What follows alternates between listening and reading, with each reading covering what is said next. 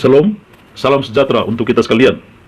Kembali lagi bersama saya Pendeta Samuel Toda dalam seri pembahasan firman Tuhan, seri kelima tentang Alkitabnya menjawab.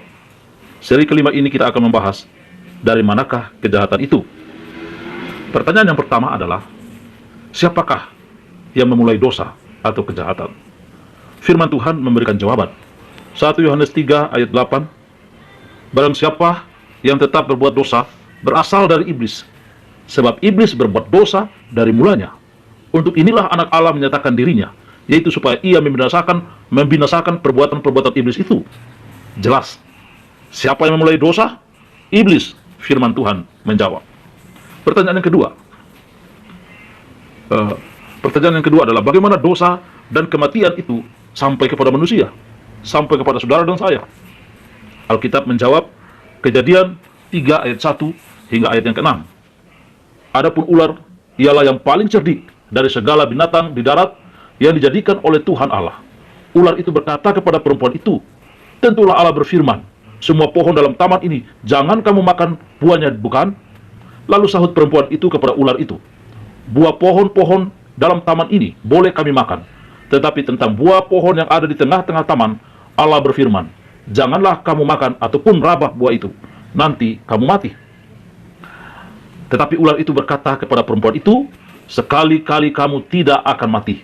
Tetapi Allah mengetahui bahwa pada waktu kamu memakannya, matamu akan terbuka dan kamu akan menjadi seperti Allah, tahu tentang yang baik dan yang jahat. Ayat 6. Perempuan itu melihat bahwa buah pohon itu baik untuk dimakan dan sedap kelihatannya. Lagi pula pohon itu menarik hati karena memberi pengertian. Lalu ia mengambil dari buahnya dan dimakannya dan diberikannya juga kepada suaminya yang bersama-sama dengan dia. Dan suaminya pun memakannya. Saudara-saudara, dari ayat-ayat ini memberitahukan kepada kita bahwa dosa dan kematian sampai kepada manusia karena manusia mendengar penipuan iblis untuk memakan buah larangan yang ditempatkan Allah di tengah-tengah taman itu. Itulah yang menyebabkan manusia jatuh ke dalam dosa. Sekarang, dosa dan maut itu menjalar kepada semua orang, kaya, miskin, semua orang, seperti yang tertulis dalam Roma 5 ayat 12. Firman Tuhan katakan, sebab itu sama seperti dosa telah masuk ke dalam dunia oleh satu orang, dan oleh dosa itu juga maut. Demikianlah maut itu telah menjalar kepada semua orang, karena semua orang telah berbuat dosa. Dosa dan maut itu menjalar kepada semua orang, kaya, miskin, tua, muda, dan seluruh manusia di dunia ini telah berdosa. Karena nenek moyang kita Adam dan Hawa telah jatuh ke dalam dosa. Pertanyaan yang keempat, apakah yang dilakukan setan sekarang ini, di dunia sekarang ini? Kita baca ayatnya, 1 Petrus 5 ayat 8.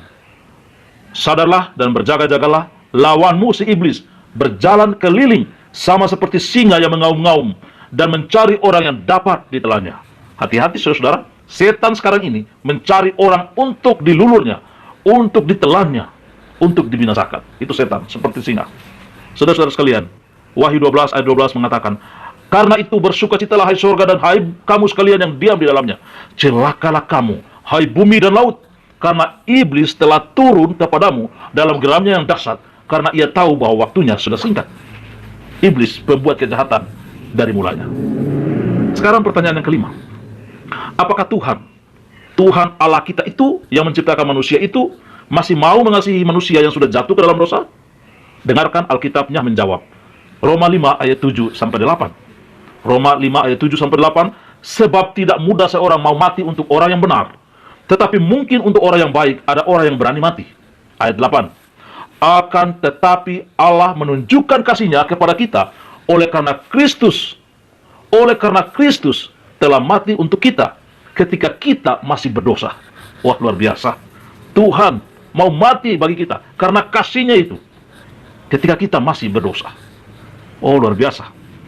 Dan berapa lama kasih Allah itu dapat bertahan? Ini pertanyaan yang keenam. Berapa lama?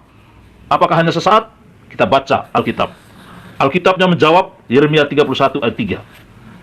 Dari jauh Tuhan menampakkan diri kepadanya. Aku mengasihi engkau dengan kasih yang kekal. Sebab itu, aku melanjutkan kasih setiaku kepadamu. Indah sekali janji Tuhan ini. Berapa lama kasih Allah akan bertahan? Kekal selama-lamanya. Dia mengasihi saudara dan saya, mengasihi orang berdosa, Dia mati untuk menyelamatkan saudara. Kasih-Nya begitu besar. Walaupun dosa mau mencelakakan kita, menjatuhkan kita dalam dosa, kasih Allah akan dapat menyelamatkan kita. Bagaimana saya menunjukkan kasih kepada Allah? Karena Allah telah lebih dahulu mengasihi saya. Alkitab menjawab, Yohanes 14 ayat 15. Jikalau kamu mengasihi aku, kamu akan menuruti segala perintahku. Setan datang hanya untuk menipu, membinasakan, tetapi Allah datang mengasihi kita.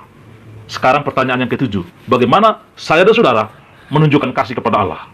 Caranya adalah hidup bagi Yesus, menuruti perintah-perintah Yesus Kristus, dan kita akan hidup. Sebab dalam 1 Yohanes 4 ayat 8 mengatakan, barang siapa tidak mengasihi, ia tidak mengenal Allah, sebab Allah adalah kasih. Mari kita mengasihi Allah, dan mengasihi sesama kita manusia. Karena kasih mengenal Allah. Karena kasih, Allah menyelamatkan saudara dan saya. Kejahatan itu hanya datang untuk membinasakan, tetapi Tuhan datang untuk menyelamatkan. Apakah keputusan saudara ketika saudara mendengar kebenaran firman Tuhan ini? Saya mengerti bahwa dosa, kematian, dan semua kejahatan berasal dari setan. Sedangkan Allah, Tuhan Yesus Kristus, dengan kasih yang kekal, mengasihi dan menyelamatkan saya.